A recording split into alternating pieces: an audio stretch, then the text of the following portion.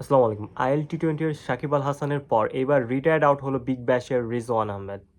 এবং রিজওয়ান এবং সাকিব আল হাসান দুইজনই খুব reputed player, both Pakistan and Bangladesh. বাংলাদেশের one of the best player Shakib Al Hasan, বাংলাদেশের one of and all time best allrounder হিসাব করলেও পুরো ওয়ার্ল্ড ওয়াইড তাও টপ 10 কিন্তু থাকবে সাকিব আল হাসান। টপ 10 এর মধ্যে, টপ 10 না টপ 5 এর মধ্যে থাকবে সাকিব আল হাসান। এবং সেকেন্ডলি রিজওয়ানও কিন্তু খুব ভালো ওপেনার। ইভেন ইন্ডিয়ার সাথে কিন্তু বা পাকিস্তান যে 10 উইকেটের এশিয়া কাপে যেই জিতছে ওই ম্যাচেও কিন্তু রিজওয়ান এবং বাবর খুব প্রপার এবং খুব জোস একটা ইনিংস খেলছে, এবং ওইটার জন্যই কিন্তু মূলত তাদের ক্রেডিটেই কিন্তু পাকিস্তান জিতছে। এর আগে কিন্তু এশিয়া কাপে ইজিলি বা এত বড় জয় কিন্তু পাকিস্তান কখনো পায় নাই।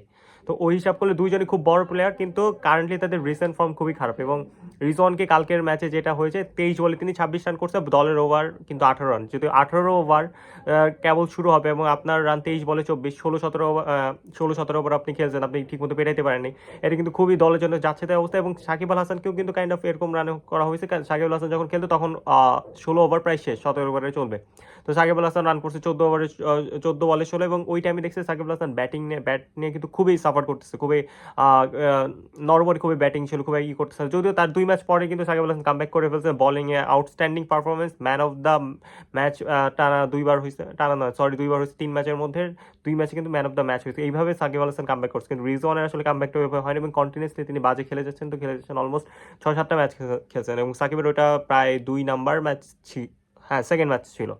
সাকিবের ফার্স্ট ম্যাচ খারাপ গেছে, সেকেন্ড ম্যাচ ছিল, এবং সাকিবকে ওই সুযোগটা দেওয়া হয়নি। কিন্তু পরে সাকিব আল হাসান কামব্যাক করছে, বাট রিজওয়ান আহমেদ কামব্যাক করেনি। কিন্তু রিটায়ার্ড আউটটা সাকিব আল হাসান ইতিহাসে ফার্স্ট রিটায়ার্ড আউট, এবং কাইন্ড অফ এটা অপমানজনক। আর এই ধরনের বড় প্লেয়ার এবং এই ধরনের রেপুটেড প্লেয়ারের জন্য কিন্তু অবশ্যই এটা আরও বেশি লজ্জার কারণ।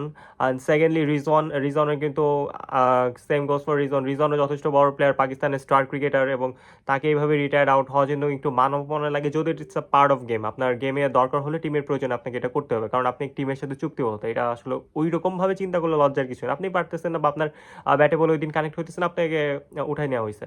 আপনার আজকের দিনে আপনি কালকে দিন হবে। তো it's a part of game, it's a part of war. যদি যুদ্ধের ময়দানের কথা বলে আপনি না পারলে আপনাকে পজিশনটা চেঞ্জ করে দেওয়া হবে, খুব স্বাভাবিক। দেন পরবর্তীতে আপনি সুযোগ পাবেন, আপনি ভালো করলে দেন আপনাকে কি করা হবে। তো ওই ক্ষেত্রে আমার মনে হয় এটা খুবই এই মানে এতটাই করা হাইলাইট করার কিছু, যেভাবে গণমাধ্যমে শুরু হয়েছে যে তাদের যেভাবে হাই হাই কি করলো রিজন, কি করলো সাকিব আল হাসানকে একসময় করলো, এখন সাকিব আল হাসানের কাহিনী টেনে ধরা হচ্ছে। যদিও সাকিব আল হাসান কাহিনী খুব ইজিলি কামব্যাক করছে, এবং IL-T20 খুব দারুণ পারফরমেন্স করছে সাকিব আল হাসান, এবং প্রপার T20 অলরাউন্ডার যে তিনি, এখনও তিনি তার ব্যাটিংয়ের বোলিংয়ের ধাঁচ যে প্রপার আছে, এবং বাংলাদেশের অন্যান্য ক্রিকেটার থেকে যে সাকিব আল হাসান সেরা, তিনি এটা IL-T20 প্রমাণ করে আসছেন। এবং আই হোপ রিজওয়ান খুব তাড়াতাড়ি নিজেকে প্রমাণ করবেন, এবং আহ, এই অপমানের বা এই তুচ্ছ তাচ্ছিল্যের একটা জবাব তিনি দিয়ে আসবেন অস্ট্রেলিয়ার মাটিতে অস্ট্রেলিয়ানদের। আপনার চ্যানেলটি যদি ভালো লাগে থাকে please do subscribe to my channel, আমার ভিডিওতে লাইক করেন। আল্লাহ হাফিজ, আসসালামু আলাইকুম।